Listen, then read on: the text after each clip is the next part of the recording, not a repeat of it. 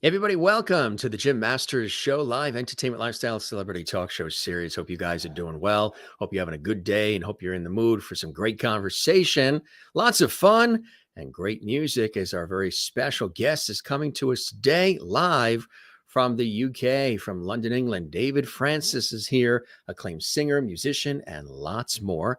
And he's going to perform live for us as well. And we're very excited about that.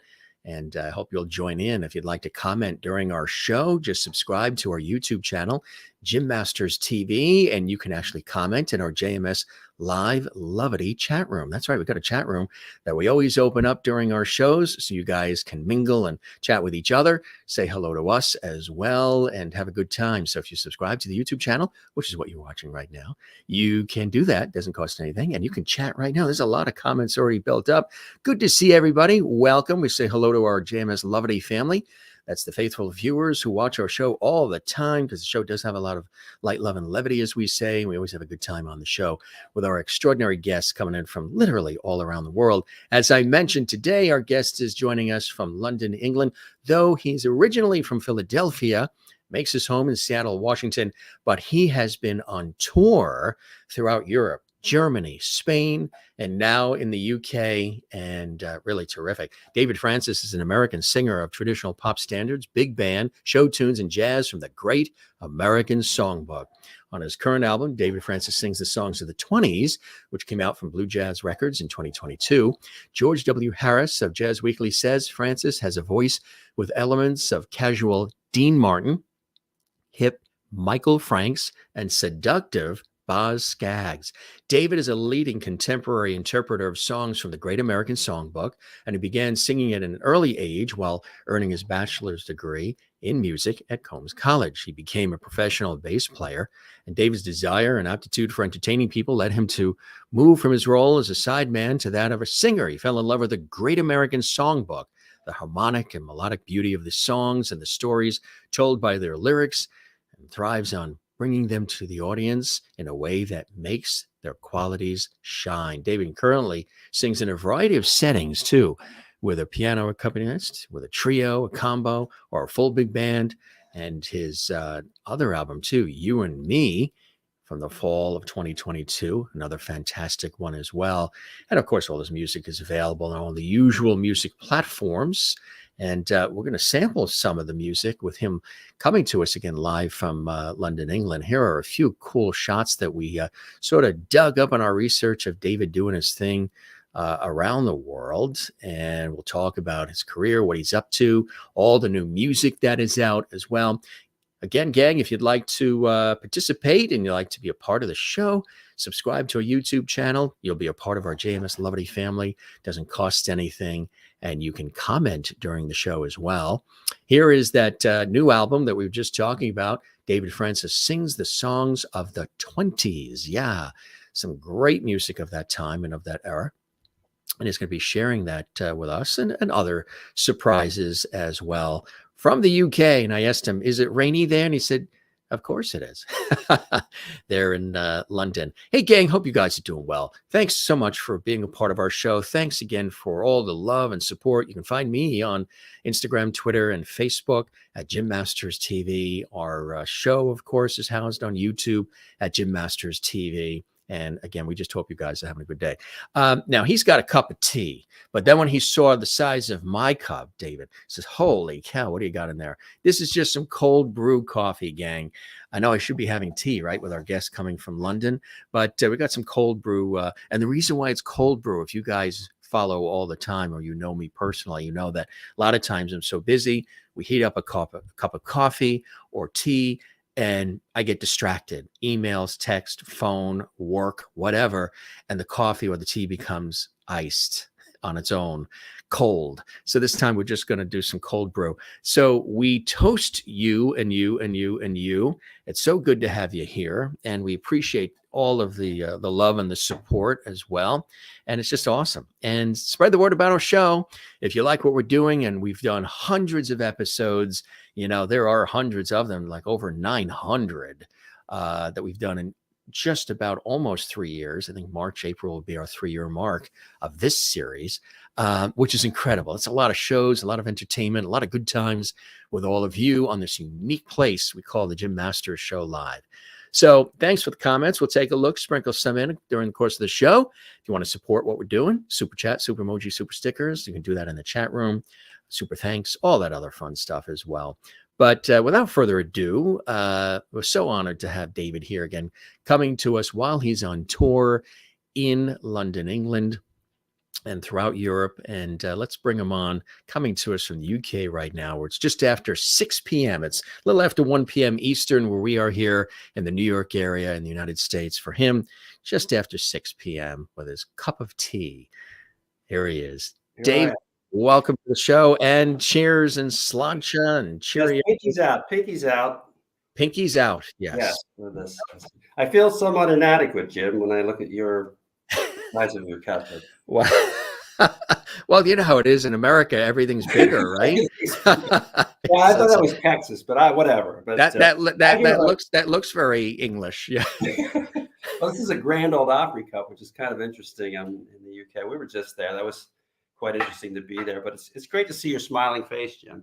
Thank you very much. I appreciate you as well. And it's exciting because you're taking, a brief moment during a very busy tour of Europe. Tell us about that. That's exciting. Yeah, it's been great. Germany, Spain, now London. It's fun. It's so gratifying to see so many good musicians, so many nice people, so many beautiful venues. It's interesting because you'll look at jazz, you'll look at these sorts of tunes, the show tunes, the big bands. And we were just in Heidelberg and at the Ellen Lewis in Mannheim. They had a big band Thursday, Friday night, and places packed, places sold out. And so it's quite interesting to see who takes this music up. And it's always gratifying to see young people playing just amazing talent everywhere. And that's been a fortunate thing for me to be in multiple cities and meet new musicians, because typically as a singer, I travel with my book. I travel with just by myself with my book. And then in each city, I have a network of musicians, and I say, hey, who's good in London? Who's good in Strasbourg? Who's good in whatever city? And sometimes I meet my band 15 minutes before the show.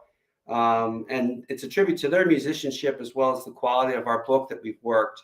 My main accompanist in the United States is Karin Kachita. She's a really fine pianist, but she's helped me work and my book into a shape that musicians can grab and run with, and that's very gratifying.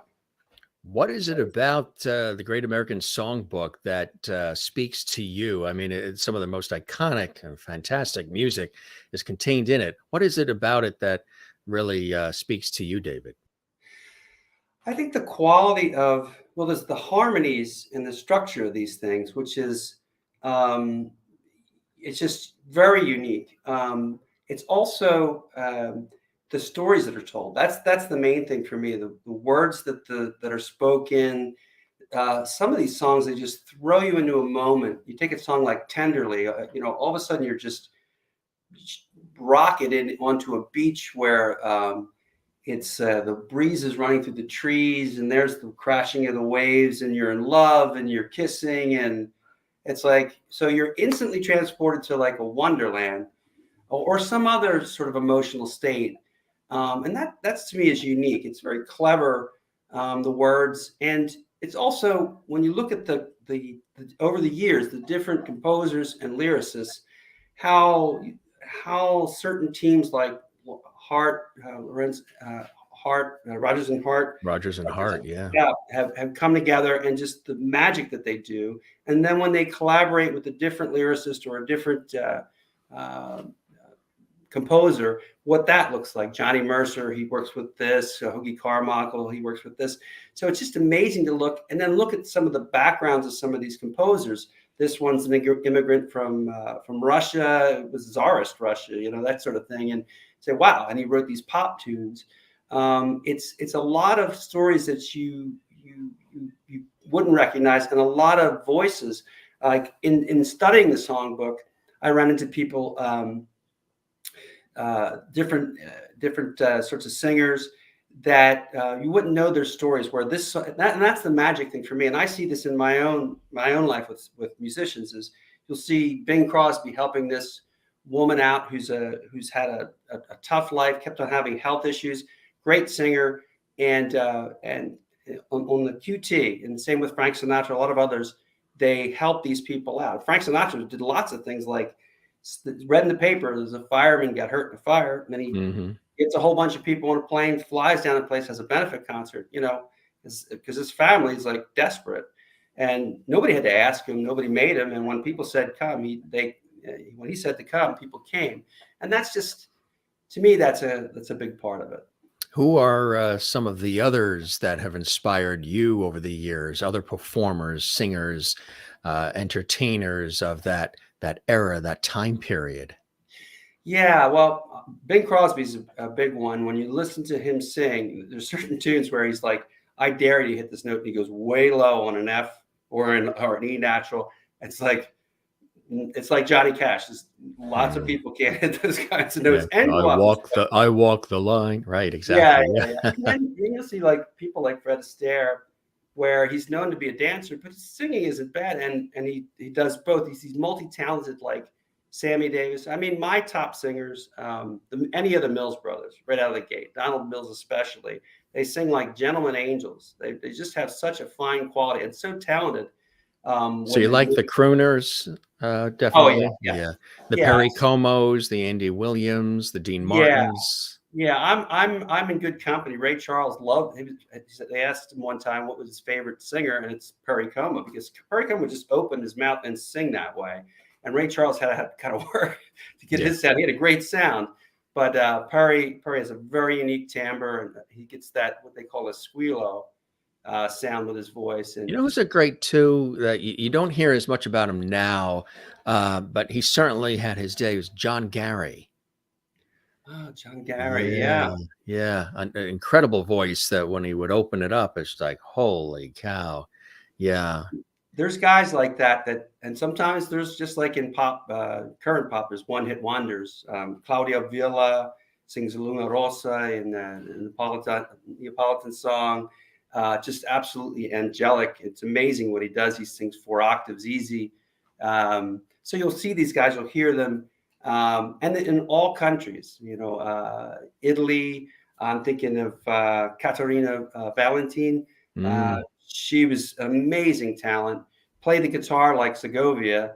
Sang, danced. I mean, what couldn't she do? Sang in.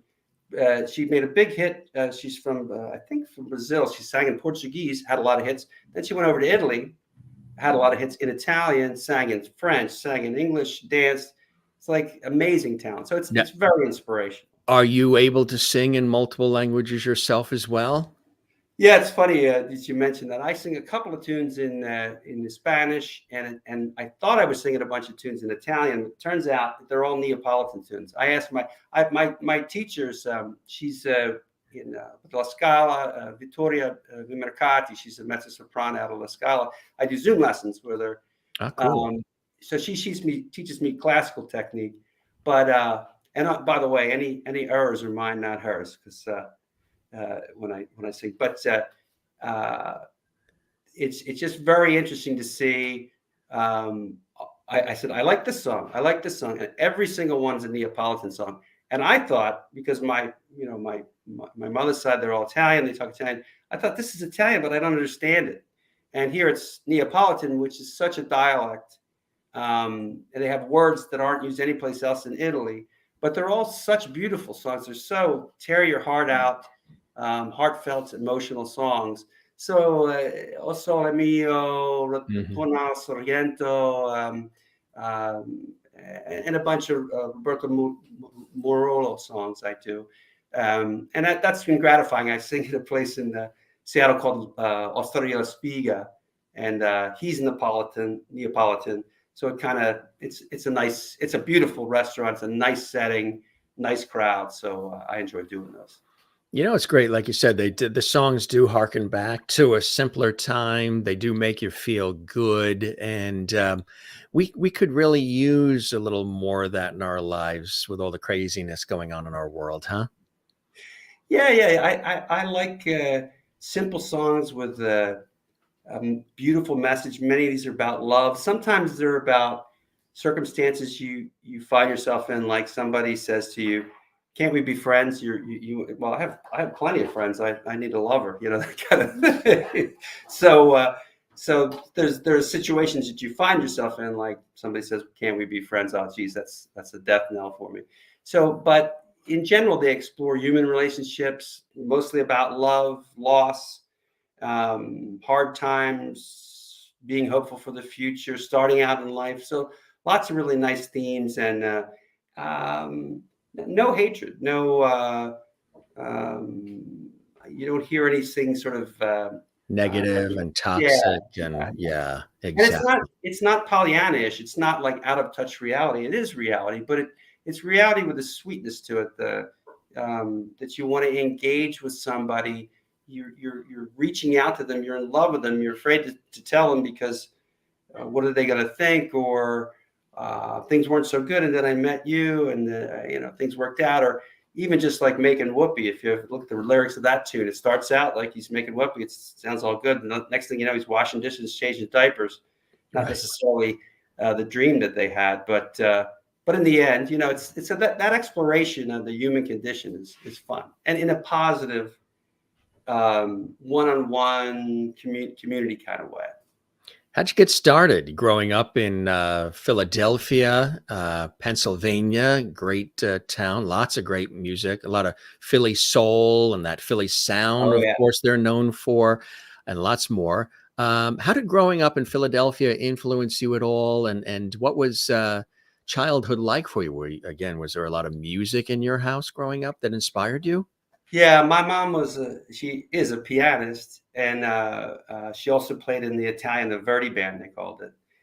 She played clarinet and a couple of woodwinds, and my grandfather was never any good at it, but he had a saxophone. He'd always play. He had an organ with the big numbers, and my mom would show him tunes like he, play Twinkle Twinkle Little Star kind of things. Yeah, yeah. And but they love music. He'd always have his records on Louis Prima, Mario Lanza, because Mario Lanza, great voice from Philadelphia, unexpected, terrific. But anyway, my mom would throw us she ran the band, and she said, "We don't have any trombone players. You're playing trombone." I'm like, "All right." So the next thing you know, I'm playing trombone. The next year, we don't have any trumpet players. You're playing trumpet. So then I'm playing trumpet. Wow. And then, but then finally, Multi-instrumentalist. well, I wouldn't claim that for those instruments. It was because my mom said I had to do it, so that's why I did it. Yeah. But then subsequently, we got to high school age, and then we noticed that the guys that could play guitar, me and my two brothers, the girls seemed to like them more. So we put all our money together and we bought a guitar, which we would trade back off and forth, and we played the guitar. I started in bands and things. And then I ended up getting into playing in the casinos and commercial bands and playing bass. My formative experiences were going down to see Segovia, and we're going down there, and I noticed on the train going down to see him with my teacher, every guitar player is better than I am. And I'm thinking to myself, I got to eat. So I learned to play the bass, and I was known for playing bass. I could play funk styles, upright bass, commercial music, and that put me through college, etc. It was a nice, fun experience. Do you still toy with that a little bit? I play a little bit. I right before COVID, I was taking some Zoom lessons with Carol Kay, who's always my hero. She's the one that's all on the like Pet Sounds and all like the Barney Miller kind of all the Oh, famous yeah. pop tunes.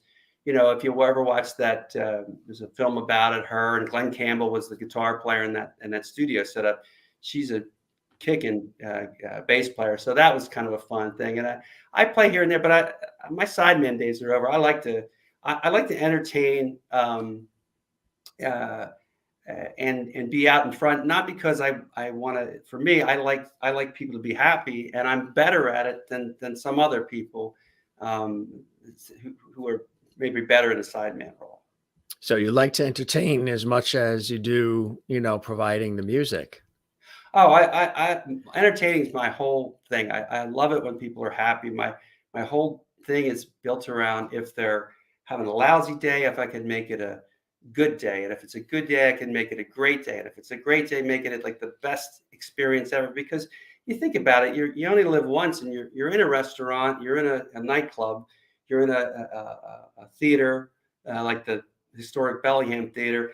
It's a beautiful setting, and it's a beautiful night. You just had a beautiful dinner. This show could be just magical. The setting's all right, the people are all right, the feeling in the air is all right. And it takes, what my experience is, it just takes a couple of things in the right direction to make it just a magic night where people are comfortable, they just feel the love and the room lights up.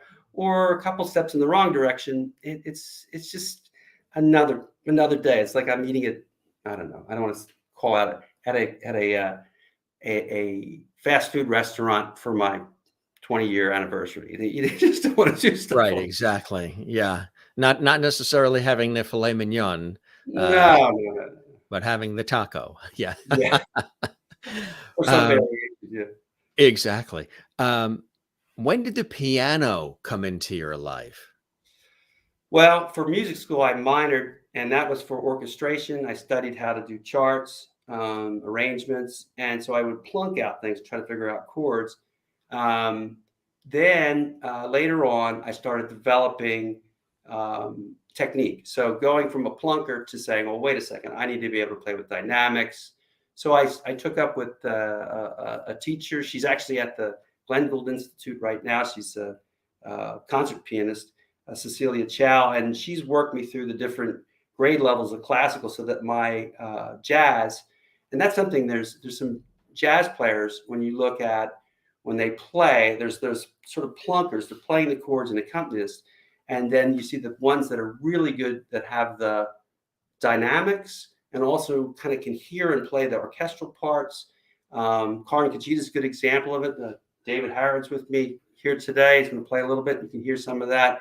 And that really makes it magical. It takes something that could be ordinary and karaoke-like and makes it into something special. Like, I love that interpretation. I love the way that they did that. I didn't think of that.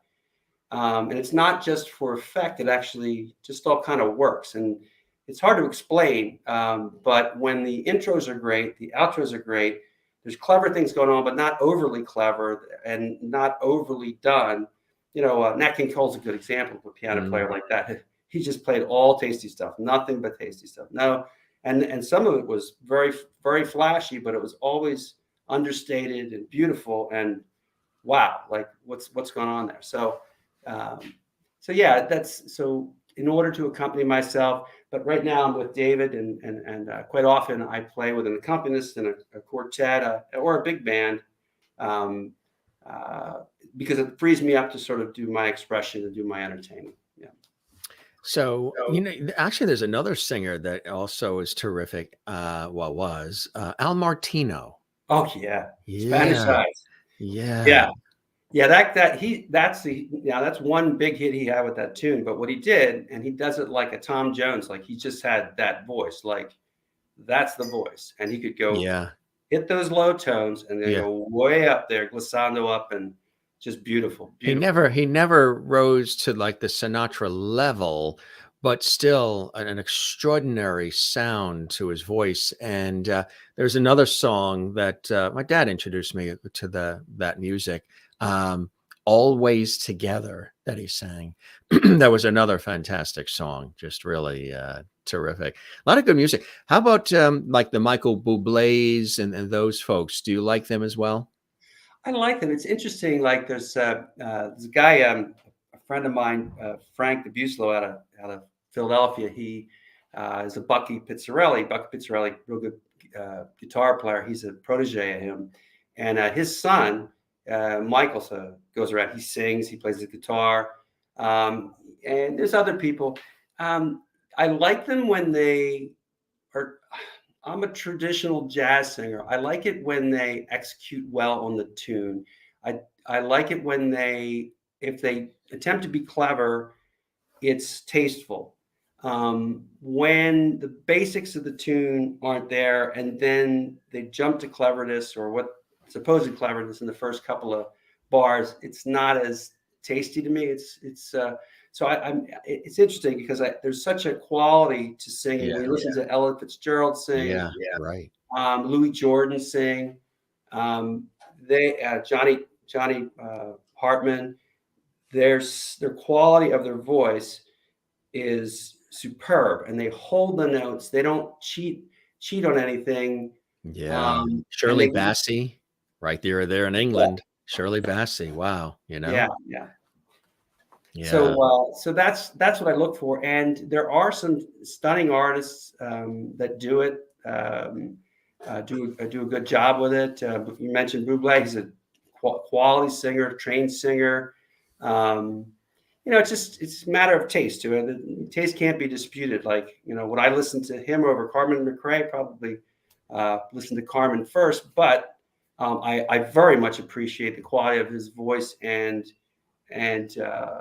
the study. He's got fantastic chops. Yeah.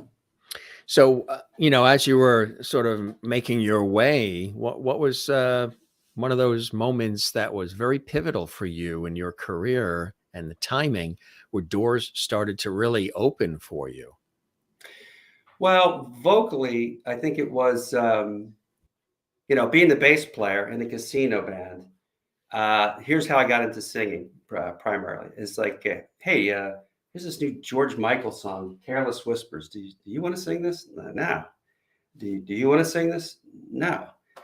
Make him sing it. So I that's how I got to sing. I had to sing all like the Wham songs, oh, anything nobody wants to sing, like "Take on Me" by Aha or whatever. So I did a lot of commercial things, but then it started to be an interesting challenge to me to look at this repertoire and say, what could I do with it, right? So, and I thought about it. I said, what music do I really like? I played a lot of jazz. We'd play in the casinos.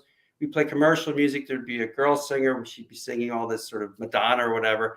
Then at night, at the bar, the club closed, we'd go to Bob and Barbara's Lounge. We'd go to one of these places where there's real hot jazz. And so I loved all those tunes. And I always wondered, where do these tunes come from? Who are the composers? And it was interesting to look at them and find out that some of them lived like places I had been, and that's his house, or her house. So I started making a study of it. It got more and more interesting to me to learn those tunes, the Great American Songbook tunes that show up in jazz real books, etc., and then really get a handle on them. That's terrific. That's really great. What about songwriting? Is songwriting something that is of interest to you? I mean, you're interpreting all this fabulous, legendary music, but is songwriting something that you've toyed with, that you have an interest in? Yeah, I do. I think my main interest is to write really good intros and outros and interpretations and arrangements, and also the chordal structure, because there's all kinds of different ways that you could interpret how this might go. It's kind of like landing a plane. When you look at these chordal structures, you're getting to the end of the bars of an A section or B section or something. You can land it in multiple different ways, and you can be clever about how you do it, and just sonically. That's where I get my joy. The actual composing, it's funny because in music school you had to compose. We did things, but mainly I was like, I gotta eat. I'm paying for my college. I've paid for my rent. So my direction has always been to play commercial music, and so. But I think as I get past some of the classics and get them recorded, and there's a lot of fine classics. There's room for that sort of stuff. I was inspired last night. We went to the Pheasantry here in London and saw some performers do some original works, very clever lyrics, very heartfelt lyrics. There's one in particular that they did that was around wheels, and the whole thing was around, first it starts out with like a pram, a baby carriage with wheels, and then talking about wheels being involved in your life when you're young and you have a nice car and the wheels are rolling and you feel freedom, and then later on you fall in bad luck and you're pushing a shopping cart around wheels. It was kind of very stark picture, life journey, ups and downs sort of things. That was was cleverly put together. So those kinds of things inspired me to say, yeah, maybe I'll do some of that. So you have this album, well, there's a couple of different, bits of music that have come out recently. This particular one, singing the songs of the 20s. Tell us about singing the songs of the 20s, and congratulations on this one. Oh, thanks so much. I got to tell you, I love this record. The way it got conceived was we were to do a benefit concert in Colorado for the Colorado Haiti Project. And with COVID, it got canceled, but we ended up preparing to perform, and we ended up putting the record together right before COVID. I was really shocked. I was familiar with a lot of these songs as recorded in the 40s and the 50s and 60s by a Peggy Lee or could be Peggy Lee or Frank Sinatra or Ella Fitzgerald. And I didn't realize that some of these actually were from even prior to the 20s, but a lot of them in the 20s. So, your Gershwin tunes, Cole Porter tunes, lots of tunes written in the 20s that are familiar to us now. So, and I was very much impressed with the quality of the harmonies, the quality of the stories that are told. And so it was a real pleasure to do that and record it with such fine musicians. Yeah. That's fantastic. Yeah, putting a record together is not the easiest thing, huh? It's a whole, and so much has changed now too. There's all these different platforms. Yeah.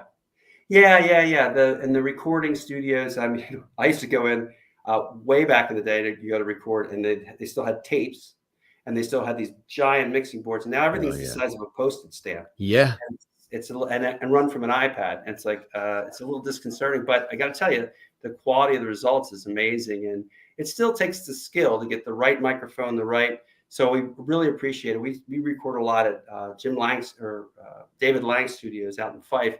He's known for doing all the jazz musicians in the Seattle area, and just the quality of the setup, the care he takes to make sure that the sound is right, the setup is right, everyone's isolated, etc.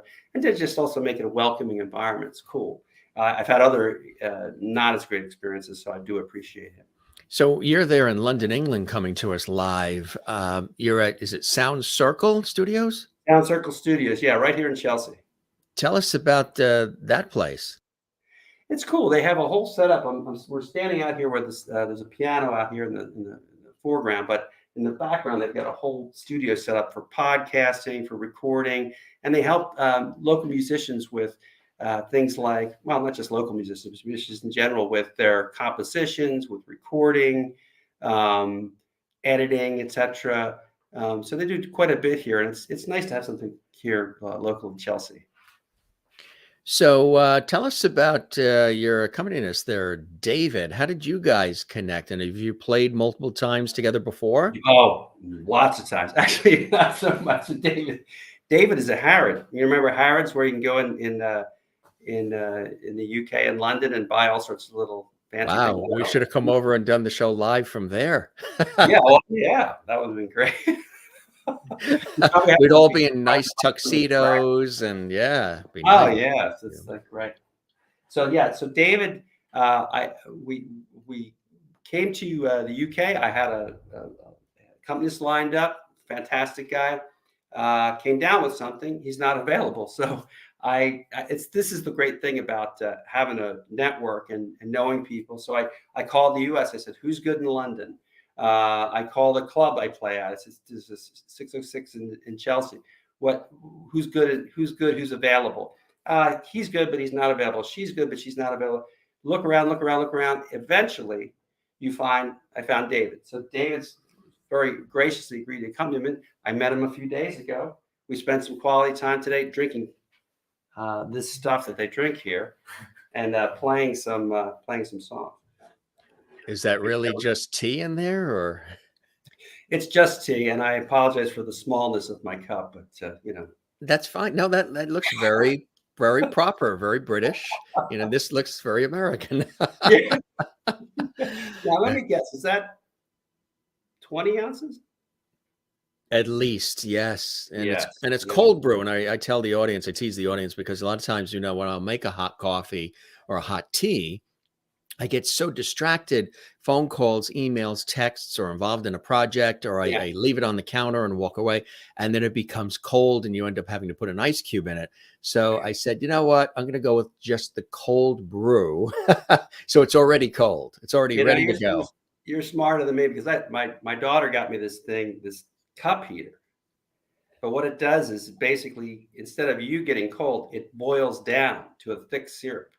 Really? Yes, and it's not that happen, and it's very hot. That's the other thing is, you know how when you drink your coffee, you drink your tea, you want it to cool off, and you expect it. Now here it's 212, then it's 200. Oh, this is just, and it has this sort of progression that you appreciate. Well, Hmm. with this thing, it's always 212. So like an hour after you put it on the thing, it's still hot as Hades. Now, what kind of tea is in there? Is because they're serious about their tea there in England. Oh, it's got to be PG Tips. That's the only stuff I drink. I mean, what do you drink, David? Yorkshire? Yeah, sometimes Yorkshire, but a lot of other sorts of tea as well.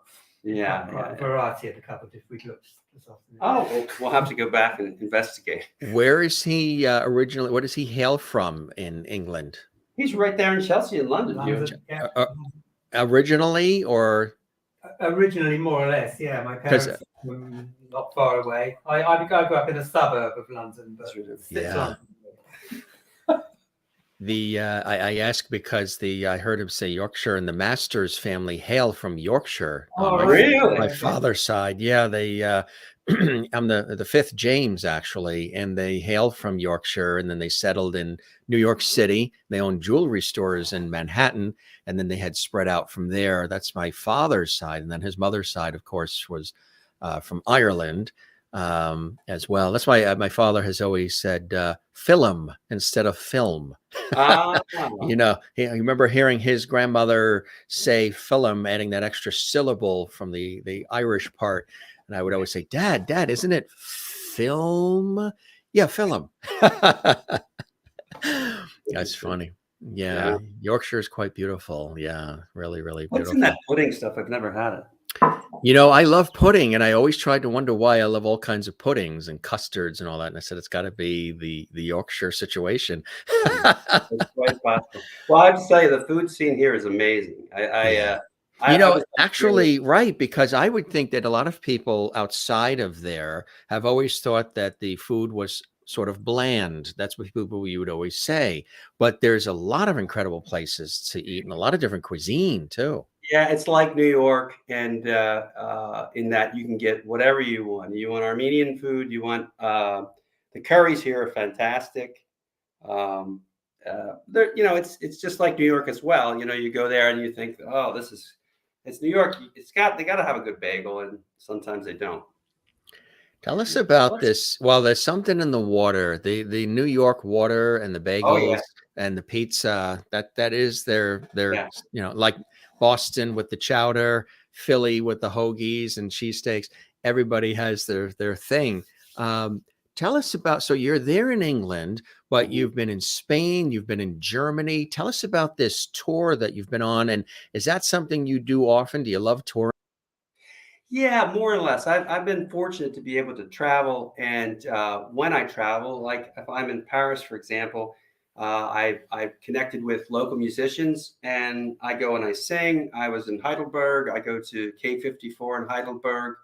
I sing, and then I connect with the local, or I might get a reference from somebody, a musician that I play with in Philadelphia or Seattle or elsewhere, and they're like, "Oh, I know a guy," and it's just amazing. I went down to South by Southwest. I played there last year.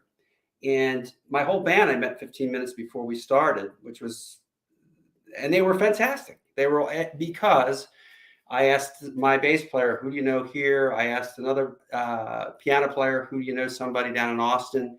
And it just kind of works out. So first meeting some individuals and then getting some gigs. And it's just nice to be able to come to a city, have a solid book, execute, and be appreciated for the unique things that we do. Yeah. I just wanted to, if it makes you feel any better, my friend, Kathleen Walker, one of our faithful Lovity viewers watching in New York City, says, We do not judge you by the size of your cup. Well, I was about to fill an article. I think the fact that Sure. it says Grand Ole Opry is it makes up for Jen it. Barry, who's in Pennsylvania, in Allentown, says you're now one of our JMS Lovities. So you've been designated a Lovity on the Jim Master Show. Now that's cool because there are, as I say all the time, there's Emmys and there's Academy Awards, there's Tellys, Grammys, Tonys, Peabodys. How's it feel to be designated a Lovity on the Jim Master Show? Isn't it sort of like the pinnacle of your career? I think I'm going to head to the, see if I'll get knighted or something. I'll have David take me over and see as a secondary To thing. see if there's possible, just drop the name Masters of Yorkshire and that should open doors for you right away. I always liked on Bugs Bunny when they said, and now I dub thee sirloin of beef. Yeah. Most people say their feet start tingling when they're told that they're a Lovity. One of our guests said he started levitating. That is funny. So, so the touring, and do you have a lot more touring coming up? As time goes on. February 28th, I'm going to be at what's the jazz club in New York? Is it Birdland? At Birdland, yes. I'll be on the cast party again. So yeah. Love that. If you ever get a chance to be in I have been. Yes, I know Jim and everybody there, Billy Stretch, all of them. Yeah. Yeah, your show kind of reminds me of a online version of their show because he's very conversational and yeah. It must be a Jim thing. You name Jim, that's about it. Yeah, or Dave. There's yes. It's the next tier down, I think. Still pretty good. So you're going to play something for us, right? You guys are going to perform. Yeah, we're going to play. We're in London, so I figured we'd do maybe a London-based tune. London Bridge is Falling Down?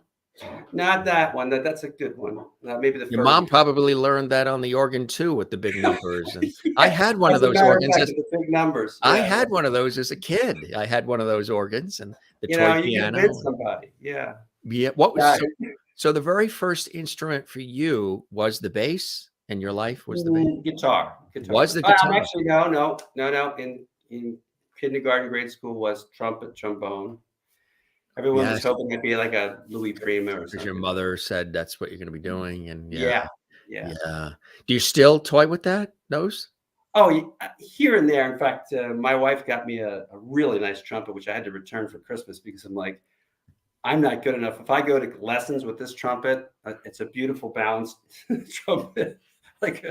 You return the trumpet, and I go to a real trumpet player, and he sees this super nice trumpet, and I'm playing like Twinkle Twinkle Little Star.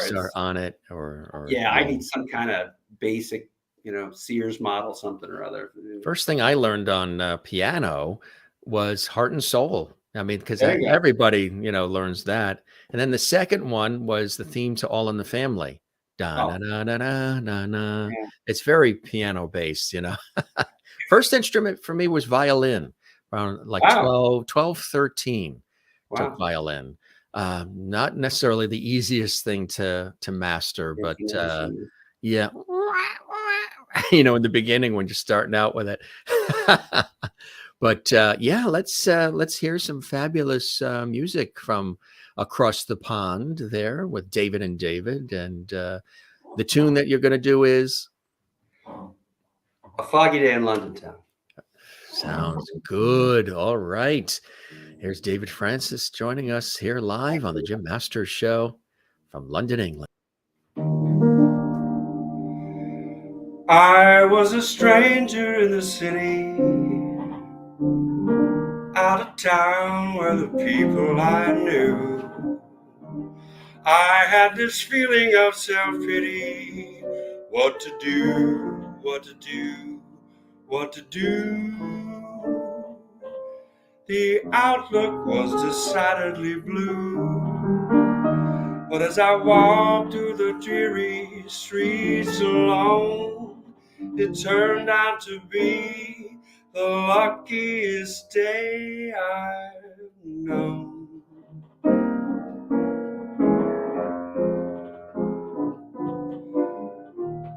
A foggy day in London town, had me low and it had me down.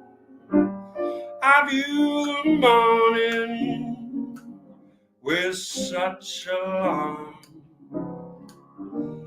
The British Museum had lost its charm.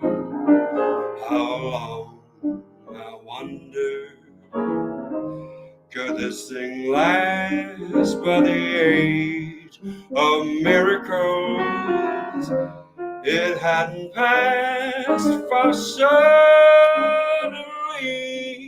I saw you standing right there. And in foggy London town, the sun was shining everywhere.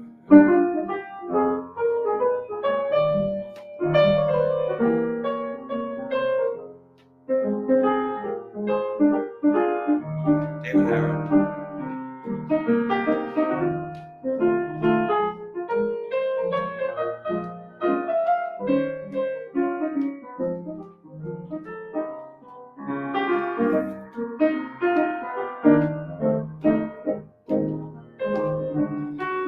How long, I wonder, could this thing last? But the age of miracles, it hadn't passed, for suddenly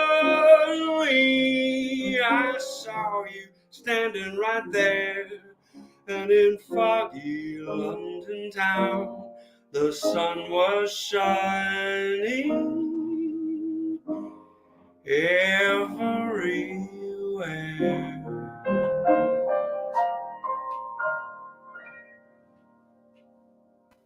Very nice, my friend. Very, very nice. Thank you. David on the piano, tickling those ivories. That sounded beautiful as well, huh? Really nice on a Sunday afternoon with the tea and the coffee. And you got some biscuits with you too, or? Oh, we've got everything over here. You got everything? Yeah. That's it. That's a great song, isn't it? That just when you hear that, it just makes you feel so good. And your voice is fantastic. If this is the first time some of our viewers are sampling David Francis's wonderful dulcet tones, really nice, really smooth. And I could see, like people said, there's sort of that Dean Martin-esque feel to your presentation as well, which is nice.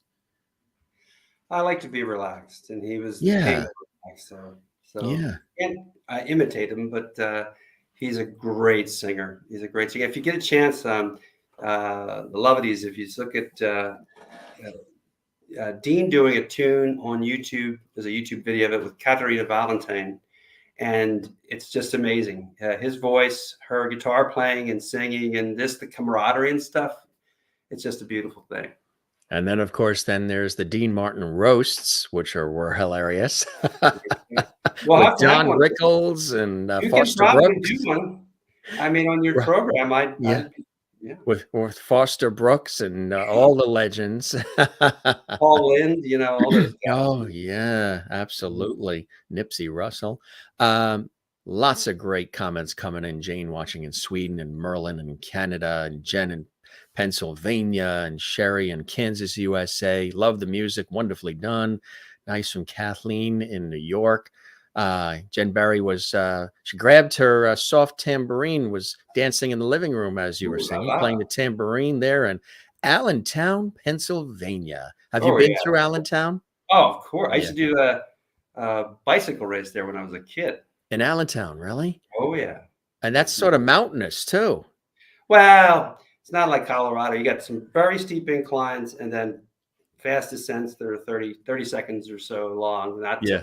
But it's rough. Those are tough races. They're loving what they're hearing. Do you have something else for us as well? David looks he looks so calm, cool, and collected sitting there by that piano. He is. He's very. We'll do one. I do want to mention one thing. I've got our next project that I'm doing, Jim. I did I on my Spotify, David Francis. It says, if you like David Francis, you'll love Sarah Shea. And then I noticed that, and then Sarah noticed, who I hadn't met, if you love, on her Spotify, it says, if you love Sarah Shea, you'll love David Francis. So we got in touch. She's from Washington as well, and we're doing a duet album. So I'm very excited about this, and a Wow. series of concerts. Yeah, so just wanted to mention that, to look for that, because that we're in love. There's a camaraderie, or we're goofing around, and it's two people and that connection. It's just so rare to see that these days. And so, and she's an exceptional singer. She came out to my last engagement and sang on the last set, and it was just, when I go low and she goes high and floats above, and kids around and such, it's just it's something very unusual. So just want to mention that before we get into our next tune. Now, isn't that cool? And isn't it amazing sometimes how things like that happen, where you're just brought together in Yeah, that way? yeah. I think that's Me and you, amazing. David and I. So we'll do another tune. We're just going to do Around the World. So we picked this tune. It's a beautiful tune. It's actually 1918, I think, or maybe even before. And it's Nat King Cole did a fantastic job Oh, with it. And it yeah. mentions the city of London, not London, Connecticut, but London, England. Yes. Yes, absolutely. So David we'll try. Francis and David Herard.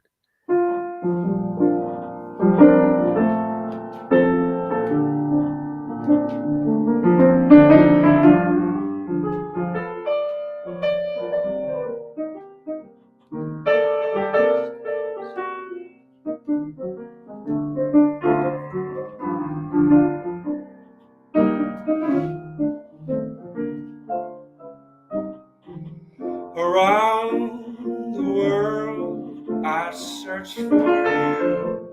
I traveled on when hope was gone to keep a rendezvous. I knew somehow, some way, somehow, you'd look at me and I would see the smile you're smiling now.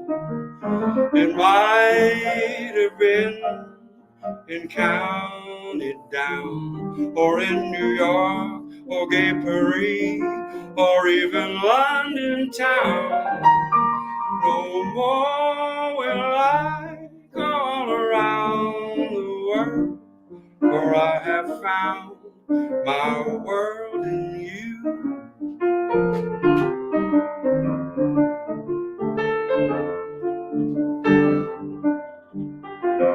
David Harris.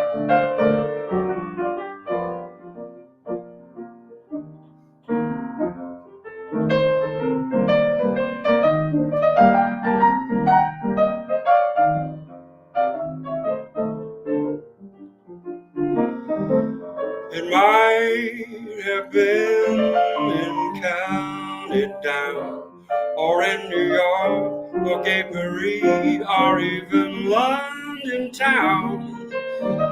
More will I travel around the world, for I have found my world in you.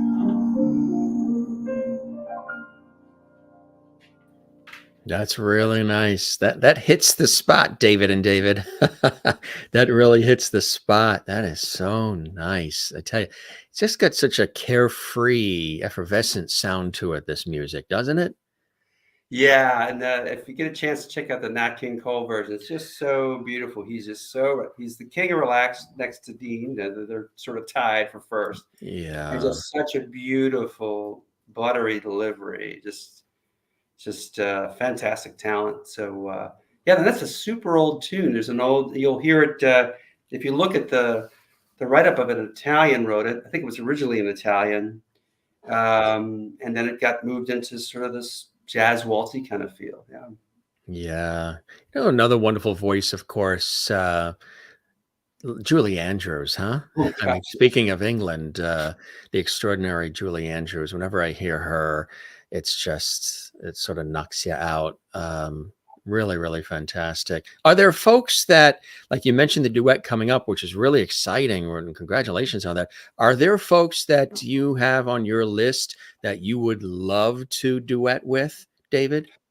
Oh yeah, I'm super excited about Sarah. I mean, Sarah, the quality of her voice, the delivery, and this also, because she has stage experience.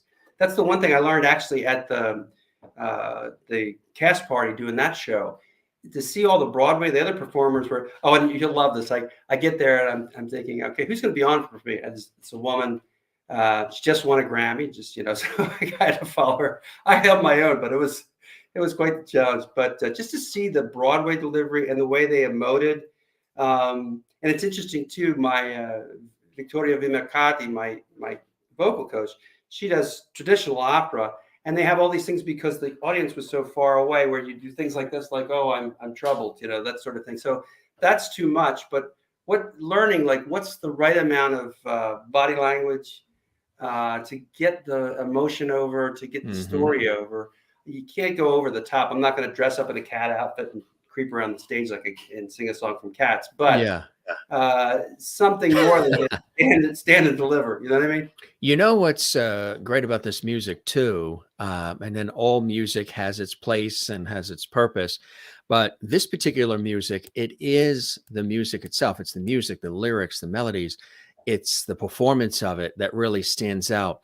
A lot of times music in more recent years has all of the pyrotechnics and the technology and all the dancers, and there's a lot of stuff going on on stage, and then there's the music. In this case, it's you with David to your right, and the music is what stands out. And you know what I mean? You don't necessarily have to have flares and flames and pyrotechnics and a million dancers and all of this show around you necessarily. I'm glad you said that, because David and I were just about to do that. Oh, really? Do you have the Rockettes? Oh, we want the Rockettes. Are they there with you? No. So think about this tune. Like, I'm going to go around. I went around the world to search for you. I traveled far. I traveled on when hope was gone. So there's not even a chance. My wife and I, her brother sent her something from when her family immigrated over here from Germany, and we were discussing it yesterday, and it was like, he left years before, worked for $1.60 a day as a cobbler until he saved enough money to get his wife and 5 or 6 children and get them from Germany. There's no guarantee that they make there. In fact, they got there and they were in a holding area and they were hundreds of yards from him, but he didn't know they were there. It was right. And then on Christmas Day, they connected him up, and he met his one son he had never met before, and the rest of his family. And so around the world, I searched for you. I traveled on when hope was gone to make that rendezvous. So it's touching. And and that whole idea of, I've experienced all these things in life, and what I find is my whole world is you. And you see this in these, we've been married 60. I'll have people at my concerts, and they'll come up. I'm so glad you're playing. And we were married. We've been married 40 years. We've been married 50. It's just their whole world is the other person, and it's just beautiful. See, that's the icing on the cake, is when you do have people who come up to you and they sort of have these stories about how this music has meant so much for them, and the times of their lives that they've experienced around this music, whether it was their first kiss, their first date, marriage, the birth of the child, just all these different experiences that's so tied to this iconic, mesmerizing music. And then they come up to you and they tell you how they love your interpretation of it. That is the icing on the cake, isn't it, David? Yeah. The big request I've had recently is for Moon River. We did it for married 60 years. This was our wedding song. It's our song. It's always been. We love Andy Williams, great voice. So to do that was special. It's always special. And that's what I mean. I want, what I like to do is just to find those special moments, even if it's parts of the crowd. This is our anniversary tonight. This means so much to us. That makes it for me. I feel so comfortable because people work so hard. People save their money to come see. If they're paying $50 for a ticket or something, you got to deliver. You should make it the best thing ever, because there's some of them are scraping it together for a special moment, and it's your job to make it special. So it's a great responsibility, but such a joy if you can make it happen. Yeah. Could you believe you've been doing this for over 42 years? Yes. Yes. Yes. I did. And the people we saw yesterday, they were big. They were knew Stephen Sondheim, did Stephen Sondheim plays, were well known for it, and they're still doing it. They're in their 80s, and it was incredible just to see that going. So we'll see. Hopefully, David and I will be able to do it for a few more years. What do you think, David? Absolutely. Yeah. Are you able to? Is that camera maneuverable? We can pan. So yes, David. So we could see David see the piano a little bit too. Oh yeah, people are saying they love the top of his head, but yeah, there's the rest of him. We can show the bottom of his feet. He probably has those socks that say, "If you can see this, bring me tea." Tell us about the beautiful piano. Oh, it's nice. It's this one in the studio. It's a Zimmer, is it? I think it's German. Yeah, if you tilt the camera down a little bit more, we'll see him. Yeah. Yeah. And by the way, I just want to say that just to match you, because we know that you have this in your background, we also have a couple of guitars here. Yeah. Very nice. There we go. Very nice. Very nice. Thank you, David, for that guest appearance as well. He looks right at home in front of that piano, I tell you. Oh, he's in his sweet spot. Did you want to grace us with another one? They're loving it. The comments from our lovedies around the world. This is a real treat for them. Maybe we'll do one more tune. And have you ever thought of a Christmas album? You know what? That's funny that you say that, because I'm doing making recordings, which is kind of odd to do in March, of some Christmas tunes for September release. Apparently for Christmas tunes, and I didn't know this till this year, you have to record them now for release in September, so they're available for the. So they're available, right? Because there's certain deadlines on Spotify and else for them to, and Sirius XM and all, to get them into the rotation. And it's kind of like, any of the Christmas items are done in like July. Christmas movies, they're usually filming them out in hot July and August, so they'll air on TV and what have you in the movie theaters or streaming at Christmas time. It's always like 6 months, 7, 8 months ahead, right? Yeah, so I've got a couple numbers picked out, and I'd also love to do something with Sarah as well, because the Christmas duets are always fun. So. Absolutely, yeah. I thought that because the voice lends so perfectly to holiday music. What would you like to grace us with right now? If you're joining us, everybody, I'm Jim Masters, your host. This is the Jim Masters Show, live entertainment, lifestyle, celebrity talk show series. Our special guest is acclaimed singer and musician David Francis. He's joined by David Harrod as well on piano. Coming to us from London, England. If you're enjoying this episode, give us a like. We would love that. Subscribe to our YouTube channel. Leave a comment on the channel as well. We appreciate that, and spread the word about our series. What have you come up with, David? Well, a tune from the album "Love Me or Leave Me." Peggy Lee did a great job with this one. It's just that's another, gone too soon. Miss her voice, huh? What a unique sound Peggy Lee had. Yeah. Very seductive and sultry and smooth, and sort of just draws you right in. Yeah. Also, very technically well done. So, like the whole package. The whole package. As are you, David Francis, live. You too, Jim. Well, when you throw your mug in there, I'd say that's all right. Take it away, David Squared. Love me or leave me.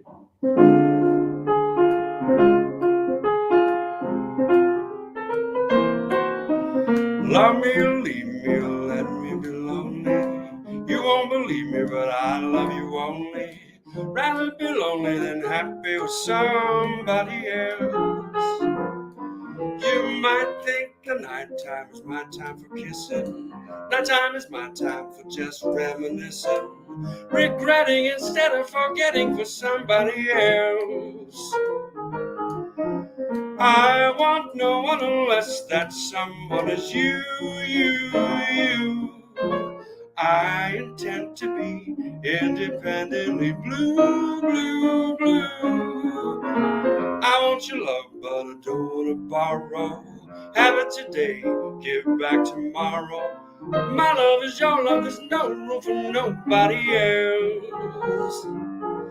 I said, love me, only me. rather be lonely than happy with somebody else.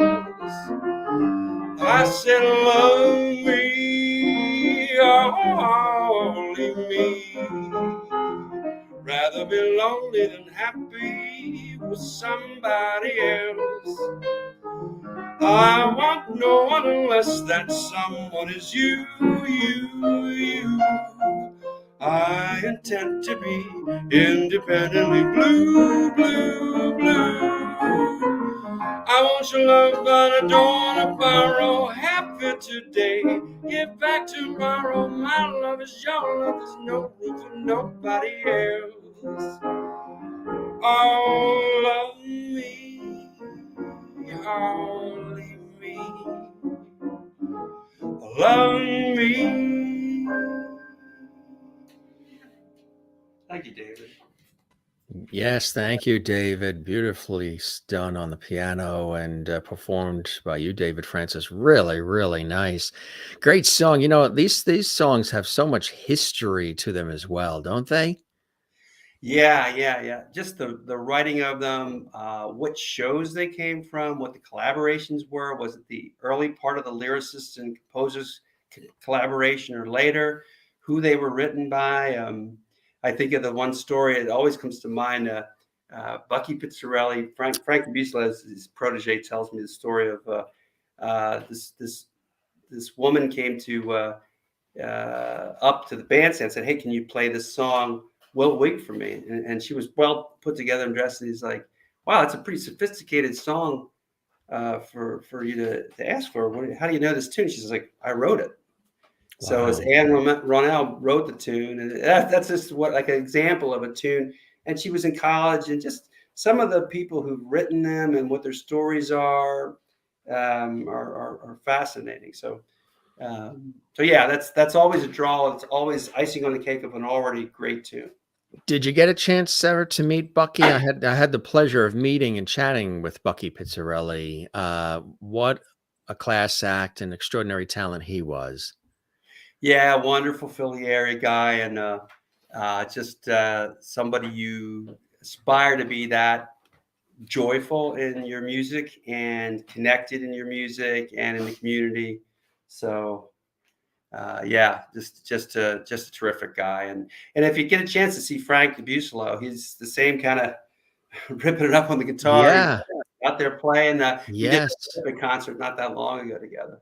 And of course, John Pizzarelli as well is out performing too. Yeah, you know, very talented. I mean, it's great to see this. Whenever you see somebody sings well, then they throw in their instrumental performance like a Diana Krall. It's great. I want to make mention too of this. This is recent as well. You and Me. Yeah. I did an album, and David's got to run. He's got to go to his next performance. Oh, David, thank you very much for joining us. It was an honor and a pleasure, and hope we see you again soon. You be well, okay? Thank you. There he goes. Yeah. He's off to the race. Thank you very much. That's it. That's life in the fast lane, right? You got to go from gig to gig to gig. That's it. We appreciate him actually, making time for us today. That's a real gentleman. Yeah, he's great. He does cabaret shows, plays classical accompanist as well as jazz. So it's fantastic. So the You and Me concept was basically we took a bunch of tunes, and I said, what kind of theme? Because there's lots of themes you could do. You could say, let's do the Cole Porter Songbook. Let's do it could be Gershwin tunes, and you could go in some direction around the moon and the stars, some thematic, something that brings the tunes together, like Sinatra did that Only for the Lonely album, where all the tunes were about that sort of thing, like a person being lonely and finding their way. Great album, by the way. So for this one, it was all songs that were really about you and me, just you, just me. So that they're really tunes that are talking about two individuals coming together, and about the relationship starting, the relationship moving forward. A lot of them feature the words "you and me" in the title, and that was the impetus of that. And I used the same set of really fine musicians, Milo Christian Peterson on the drum, Paul Gabrielson, who, a little side note, he was the Kingston Trio's bass player for forever. Yes. Yeah, he's my neighbor. We moved house Really? in Seattle, yeah. And being a bass player, I noticed somebody when they're trucking a bass around. It's a small world. I'm friends with Buffy Ford Stewart, who is the wife of the late John Stewart, who was in the Kingston Trio, who wrote the song Daydream Believer. Okay, and how many degrees are you separated from Kevin Bacon? That's what I want to know. Oh, well, see, you're Philly. He's Philly. Yes. You're a Sedgwick. And Yeah. So that's interesting. So yeah, I saw him as we're moving into our new house. I see him trucking his bass around. I'm like, okay, I got to introduce this guy. So Karin Kajita, she's a fantastic pianist, best accompanist, my favorite, because she plays all the orchestral parts. When I sing San Francisco, for example, she'll do all the orchestral parts, and it just makes it magical. I sing and she answers. It's just beautiful. So I really appreciate it. I've been lucky to have a core group of really fine musicians to play with wherever I go, including recording. It's really a blessing. I mentioned, the inspiration of growing up in the city of brotherly love, Philadelphia. Does living in the Pacific Northwest in the Seattle area and Washington State, does that influence you at all in terms of your music? Yeah, I got to tell you, I was shocked when I got out and got to clubs and such, how many young people were doing jazz, how many talented individuals. Cornish School of Arts is right there. Roosevelt High School, Quincy Jones built a auditorium there, and there's a huge jazz program. And it's just stunning to me because, you're thinking, like, shouldn't you be listening to, like, I don't know, but you see this kid show up in carpenter pants, and he's kind of chubby, and he's got like a mustard stain on his t-shirt, and he starts blowing like Coltrane, and you're like, holy, what just happened to me? I mean, it's crazy. There's some fantastic players, and I mean, like, your jaw drops. And so I'm laughing about the mustard stain on the t-shirt, because if you're thinking, what's this guy going to do? If that was in Philadelphia, that would be a spaghetti sauce stain, probably. Well, no, he would have just had a pretzel. It would have the pretzel. Yes. That's it. So when do you come back to the States? There, you're in lovely England. Yeah, I'll be back in Seattle in just a few days. We've got recording sessions lined up, so Christmas tunes. Yeah. So my main emphasis of the next month or so will be, besides doing some local dance dates, etc., is to get those albums in the can, get the Christmas music in the can well in advance of the season. So that'll be fun, and I just so much look forward to working with Sarah. I've never done duets in a studio setting, and it's just, I think it's going to be just a ton of, just so, I don't know, social and fun. Exactly right. Yeah, which is fantastic. And I mentioned that you've worked with, where you're accompanied by a large big band and lots of instruments, but then of course maybe it's just like a you and a David. And do you have a preference? Do you like the more intimate, where it's just you and a soloist, or do you like when you're surrounded by all the other instruments and musicians? Yeah, all of those are good choices. It's really what's needed by the room, what's needed by the people, what's fitting for the room. So a room that just has 300-seat theater, sure, you're going to have larger instrumentation. I've got a multi-instrumentalist. For big band, the Seattle Solid Gold is fantastic. I do work with them and some other big bands, and just it's an amazing experience to have all your clothes vibrate as you sing. But small, intimate settings like this one is the Fairmount Olympic in Seattle, beautiful hotel, super high class place, and there's that's the historic Bellingham Theater. That's a larger theater, so you need a little larger setting. So really, it's what the room requires, what the number of people, the number of pieces, but they all have their own interesting things. For smaller groups, you can shape more. You have a lot more flexibility in the moment, whereas with a big band, the arrangement is the arrangement. You can add a tune, drop a tune, change the sequence, but you've got all those people, they need to be rowing in the same direction. So, but it's a great experience to hear those, especially a full big band like the Seattle Solid Gold.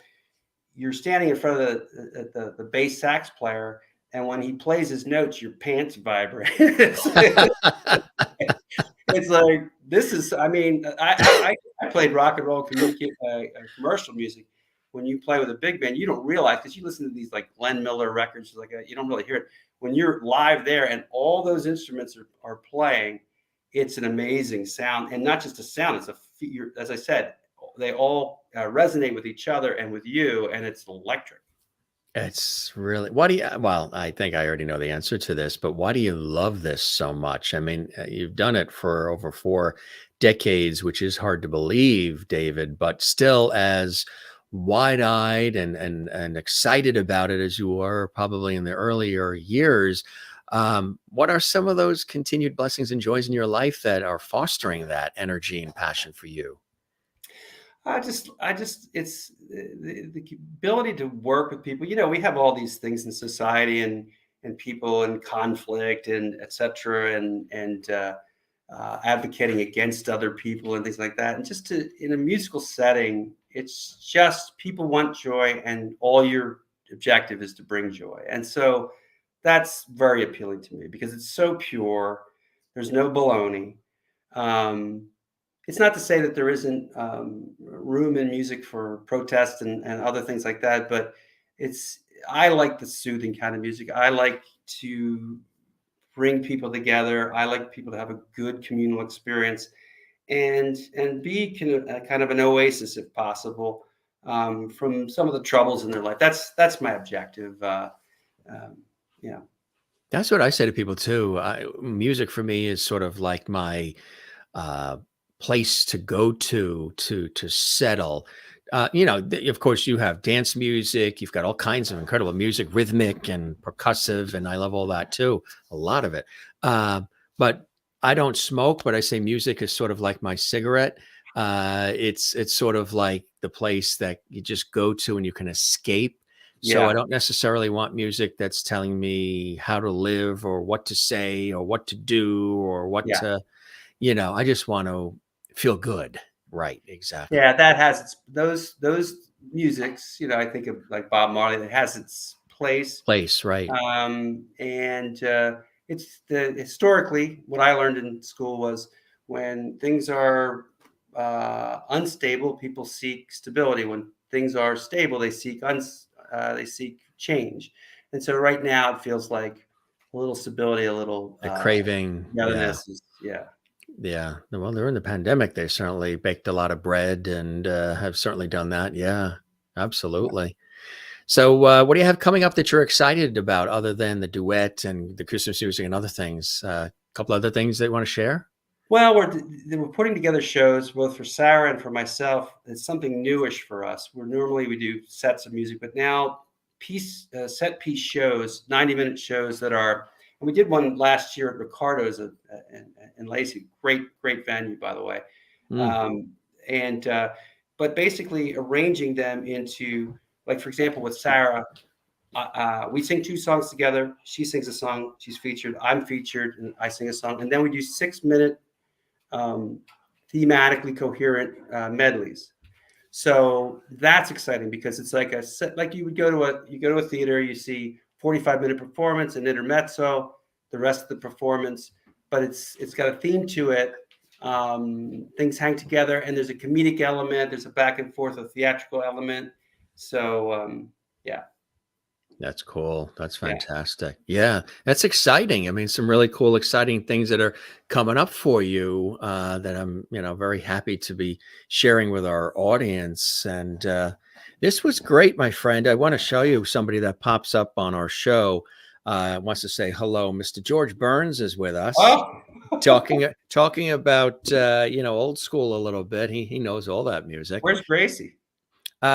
Gracie is on assignment right now, but he's here with his cigar, his red pocket square, and he usually hangs down below. He's one of our associate producers, and he's got his martini down below. And he just wanted to say, he said you knocked it out of the park. He loved the conversation, brought back lots of incredible memories for him, all this great music, and you got some levity coming your way from the one and only George Burns.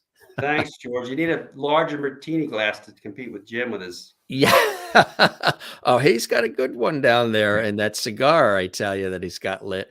My aunt collected dolls, so this got passed down to me through the family. She was a big, serious, real dedicated collector of some precious items, and this is one of them. So we throw him on every once in a while, and he was so perfect for this episode. This was great, David. I appreciate it.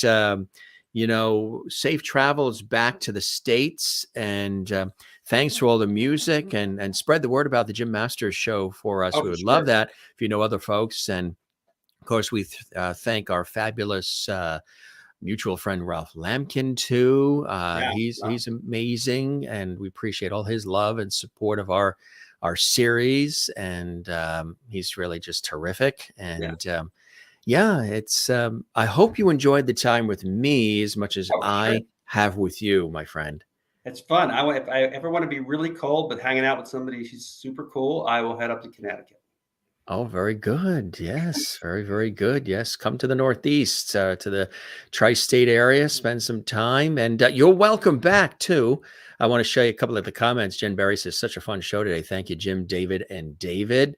And Sherry Larson in Kansas says, thank you, David, for a fantastic afternoon. Your voice is perfect for this music. Please come back soon. Kathleen in New York City. Thank you, David, for being here, singing for us. This was such a treat, just wonderful. Merlin in Ontario, Canada, who did ask, do you go to Canada as well? Oh, yeah. Cool. Mississauga. I've been up in Toronto and fabulous. That's where she is, in that area, Ontario. Oh, nice. Thanks, David. What a wonderful way to spend some time this afternoon. Maureen in Arizona, USA. This has been such a wonderful conversation, David. Thank you. And David, for the mini concert. It was fabulous. Please come back soon and be well. And of course, Ralph Lampkin is here. Good afternoon, all. Wonderful, David and Jim. Thank you, David, for being here. Thank you, Ralph, for all of your love and support as well. Yeah. David, hope the show met whatever expectations you had, and you enjoyed the time with me as much as I absolutely have with you. It's the greatest. I really had a good time, and thanks so much for having us on. And I look forward to working with you again. Absolutely. You're the best. You take care and be well. And it was a real pleasure, my friend. Safe travels back to, stay hydrated. Enjoy the cup. And today our cups runneth over with great conversation and music. Excellent. Safe travels back to the States, my friend. Thanks a bunch. Bye, everyone. Be well now.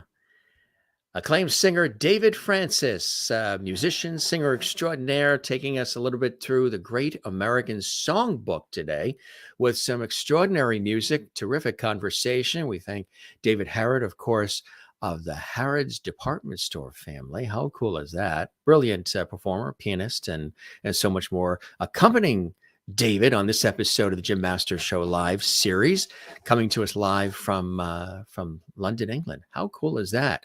We even got a chance to see George Burns stop by. And look, if you haven't been with us, in the last couple of days, check out the episode that thousands of people seem to be watching.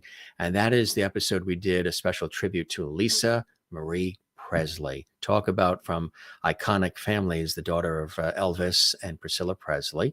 And we did a wonderful episode with our friend Wayne Scott Lucas, celebrity stylist to the stars and friend of Lisa Marie as well. And that was really tremendous. So you can see that and hundreds more episodes. But we also welcomed yesterday to our show. You saw George Burns, and sometimes you see all the other cast of characters we have that stop by, right? Well, how about a Mr. Lovety, a mini Jim Masters, a mini me that has been sent our way. Look at that. Isn't that cool? This was a gift from Maureen Rita Paul in Arizona, USA. And I love this. There he is. It's a bobblehead because, we have the Gilligan bobblehead and we have the Don Fullilove or Mayor Goldie Wilson bobblehead from the Back to the Future movie. And Dream of Denver sent us the Bob Denver bobblehead from Gilligan. So look at this. There's an actual Jim Masters bobblehead now. Mr. Lovety, as you guys call me Mr. Lovety, because we say the show has a lot of light, love, and levity. And isn't that cool? So now he is a part of the show. We got a mini me here, Jim Masters. Did you enjoy the show, Mr. Levity? He did. Yes, keep making sure you say yes. Isn't that cool? We thank Maureen. Look at that. This was a Christmas gift of many cards and gifts that you guys generously sent. And I thank each and every one of you for the cards, the gifts, all the comments on Facebook, Instagram, and Twitter at Jim Masters TV, and all the wonderful, signs of affection. Everybody who's been subscribing to our YouTube channel, all the viewers from around the world, Mr. Levity, mini Mr. Levity, and this Mr. Levity, we thank you very much. This is so cool, huh? Thanks to Maureen and everybody for all the wonderful gifts. And we've got a big gumball type machine that Kathleen Walker sent our way from New York City for Christmas. And she gave us 2 packages of M&Ms to go in it. But unfortunately, the M&Ms never made it in it because the M&Ms were consumed before we can put them into our candy. It says, it's really cool. It says Jim's Snacks. We're going to have to show you on an episode of our show. But we want to wait until we have the it full with candy, because the candy, I don't know what happened. I have no idea how the candy disappeared. There was mini M&Ms, then there was a variety of M&Ms, like the peanut ones, and they're all gone. I have no idea who ate them, what happened to them. Do I have any chocolate on my mouth? I had help. They were the shareable kind. What the package that says the shareable M&Ms. So, yeah. But thanks for those great gifts, gang. The Mr. Levity and all the other things that came in over the holidays. We really appreciate that very, very much. Sherry Larson says, we'll check out a few more messages here. If this is your first time, gang, thank you for being with us. We've been doing this almost 3 years now, and this is an extension of my work in television and radio. Love it. And Sherry Larson says, thank you for a fabulous afternoon. Love this type of music. We appreciate all you do for us. Thank you, Sherry Larson. You know what's really great about what we're doing here at our Entertainment Lifestyle Celebrity Talk Show series? Every show is different. All the guests come from different disciplines, fields of endeavor, wealths of experience, levels of celebrity. And they bring with them their excitement to come on our show. They bring with them some great commentary. We have these really cool, epic conversations, lots of laughs, and interactivity with all of you. And I love it. That's what makes the show unique, special, and cool. And Jen Barry, you want to send a gift our way too? Oh, absolutely. Yeah, we'll get that to you. Thanks. Appreciate that, gang. You are really fantastic, and we love it. And yeah, I think George Burns ate all the M&Ms that was supposed to go in the Jim Snacks gumball machine that Kathleen Walker sent for Christmas. Shareable. That's what it said on the package. You said it. It said shareable. There were big packages of M&Ms, and it said shareable. It's the shareable size. So, I don't know what happened to them. I know they're gone. Jane in Sweden says, thanks, David, for entertaining us with your singing in the show. Great. Thanks, Jim. The pleasure is mine to put all these shows together and get all these wonderful guests as well. And Jen says, David, come back to Allentown. Yeah, he's originally from, he was in London, England, right now on his tour, Spain and Germany and France and England. So we got him while he was in England. And he is originally from Philadelphia, Pennsylvania, and makes his home in Seattle, Washington. That's where he is. He's based there in the beautiful Pacific Northwest of the United States. I was just on the West Coast myself. We're going to share some more photos on our social media on a terrific multi-day television project in beautiful Napa Valley, California, Northern California. And I don't know if you've ever been in that area, but it really is terrific. The wines are great. We stayed at a beautiful inn called the Wine Country Inn and Cottages, and it was for my television work, and it was terrific. We were working hard, but it was terrific. We really loved it. Here's David's website to learn more about what he's doing and upcoming shows and the music. And of course, he's on Spotify and iTunes, and music's at Amazon and all the usual places, all the music platforms. DavidFrancisSinger.com is the website. We thank him for joining us as well. And our dear friend watching, Ralph Lampkin, of course, we appreciate him and send our levity his way as well. And we appreciate everything he does. He's a big fan of our show and supporter of our series as well. And we love him for that. Jim, you never disappoint. You are so spot on when you say only the best for JMS. Thank you so much. Here's a tight levity hug just for you. Thank you very much. I'll take that, and Mr. Levity Jr. will take it as well, Maureen. Thank you very much. We appreciate that. Very kind of you to do that. And that's those tight levity hugs that you guys love. Maureen especially loves that as well. Jen Barry here says, Jim, I'm still so thankful and humbled. A second chance you gave me, I'll never forget, and I'll keep in my heart forever. Thank you, Jim. I love you, Jim. Thank you very much. I appreciate that. Very kind of you, Jen, watching in Pennsylvania. Wherever you're watching around the world, gang, thanks for being with us and stopping by. Sometimes days aren't always great. So if you're not feeling so good and you need a place to pick you up and be entertained, have some fun, interact, be entertained, informed, enhance education, all the cool things that happen here, stop by the Jim Masters Show.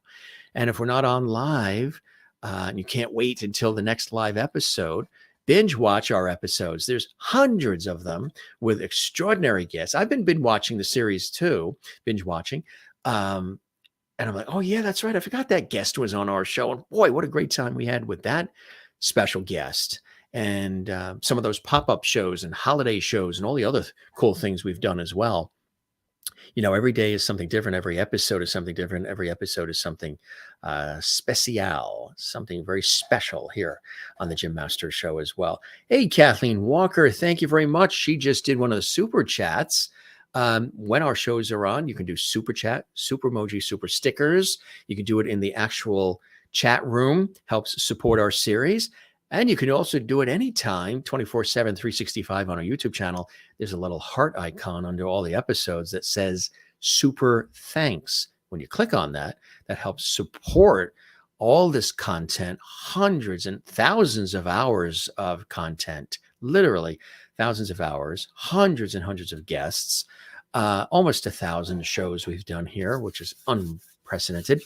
And the amount of views we're getting, thousands and thousands of views a day. And we thank you for that. And lots of new subscribers to our YouTube channel. And we thank you so very much. All of us together help lift this show to levels that I would never have expected. And your love and support and watching and viewing and sharing and all the rest really, really helps that effort. So thank you so very much. And Kathleen says, thanks, Jim. Great show as always. Tell management you rock. Love you. Love you back. And I will definitely tell management, since you have that in writing, I will, and you've addressed it, management, I will get that to management ASAP. Management. Do you see that? Look at management over here. Look at the screen, management. You see it? This is cool. Oh, you have a good eye. You're looking in the background. You're looking. So let's bring that comment up here. You're looking at that round sphere. Isn't that beautiful? Right there. See it shining? Yeah, that is a big crystal sphere that has gold and crystal in it. And the lighting, our studio lighting here is really picking it up. It's always been there, but probably you didn't really see it. We had the Christmas tree was there where the guitar is over the holidays, and just maybe with the lighting subtle changes we've done for the new year, you probably didn't see that there. But it looks small when you look at it there, but it's actually quite big and heavy. And good eye there. It's right there. And it is of crystal and green color. It's a sphere. Don't you love that word, sphere? Sphere.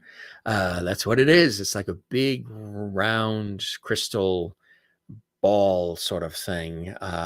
Just really nice decorative item there. Back in that area there. Right there. Good eye, Jen Barry. You know, it's because I know you guys, when our guests are on, you're always looking at what's behind them too, and commenting on the pictures that are on their walls, or something else that you see, a guitar behind them, or when our guests are on, you're looking at everything you're seeing.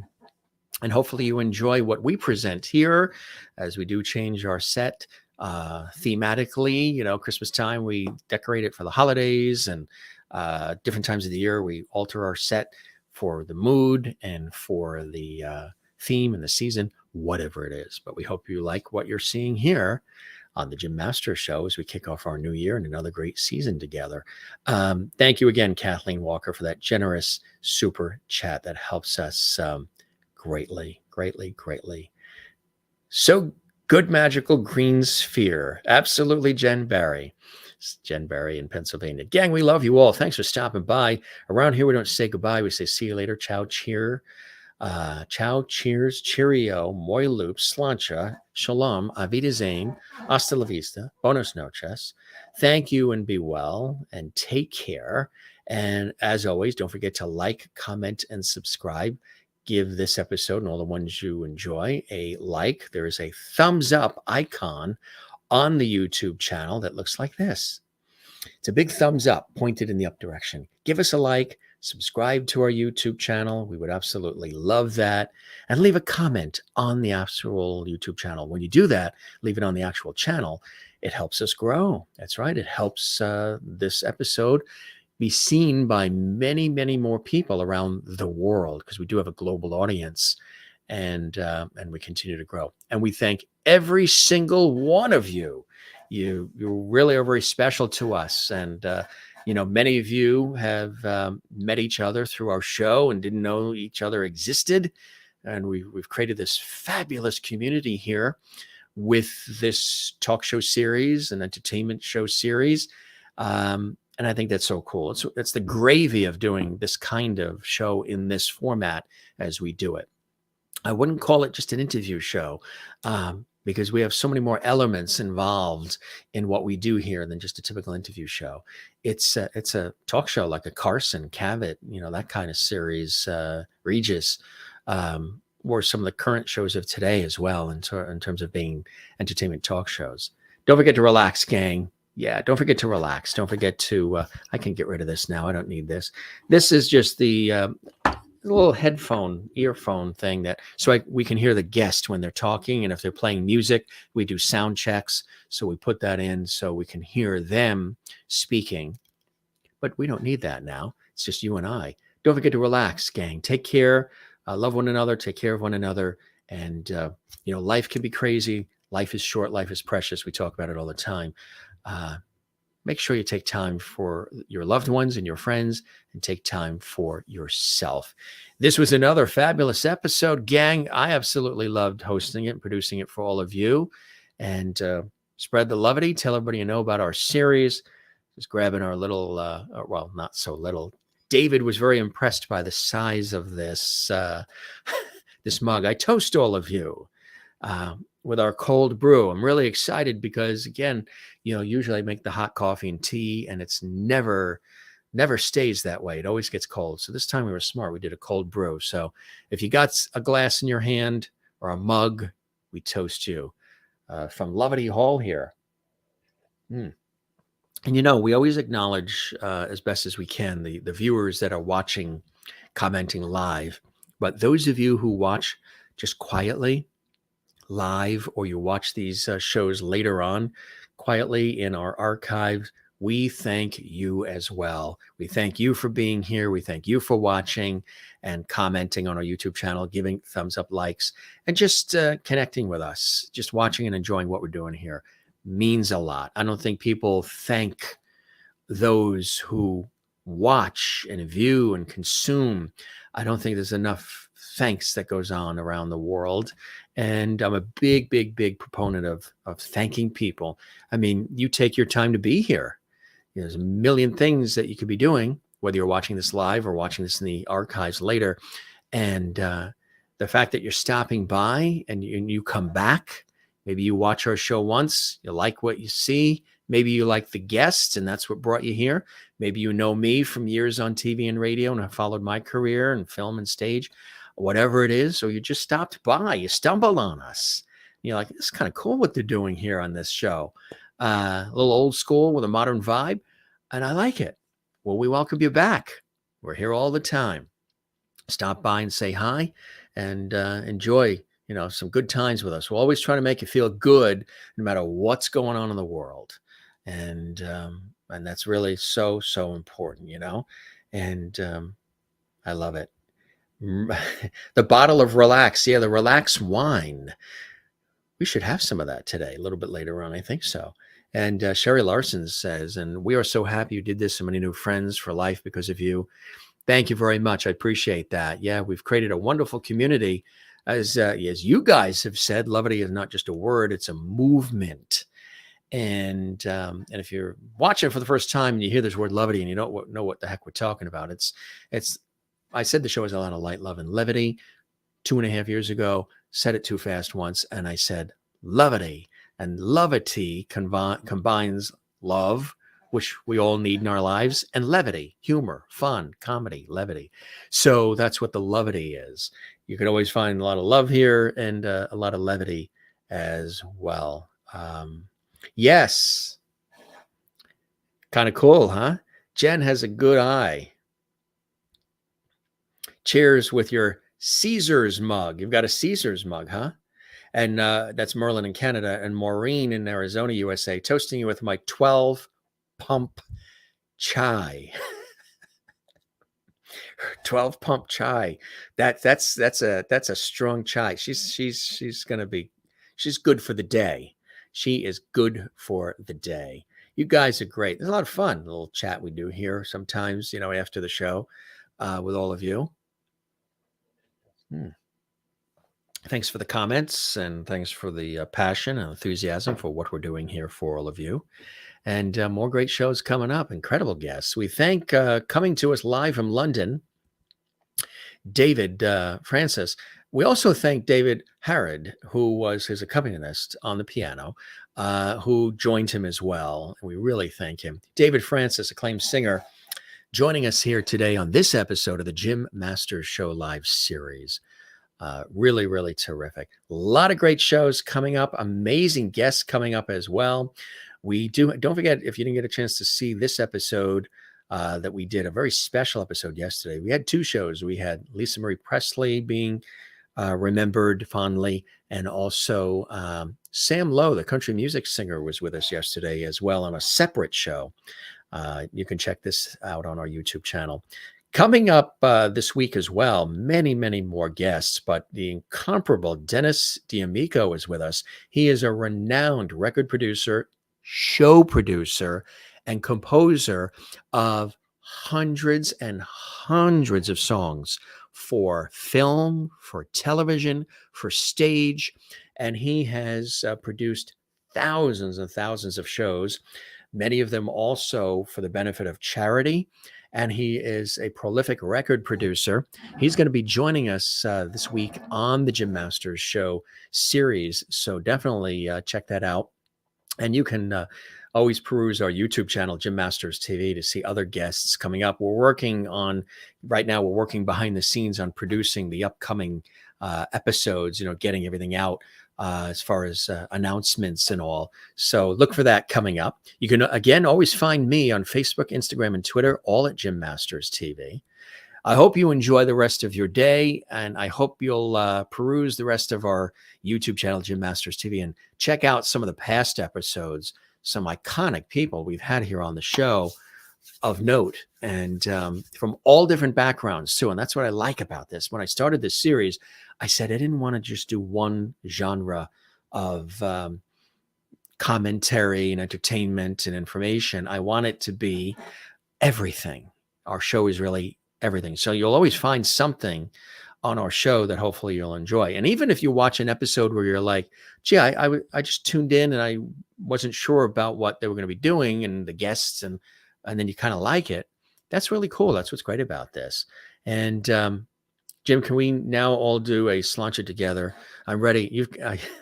Yesterday, Jen was watching our show and she had her sweet iced tea. Today, she said she was going to have her Jameson.